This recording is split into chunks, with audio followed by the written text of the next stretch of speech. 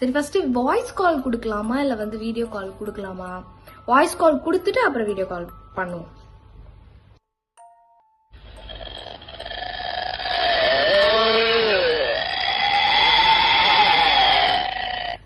ஐயோ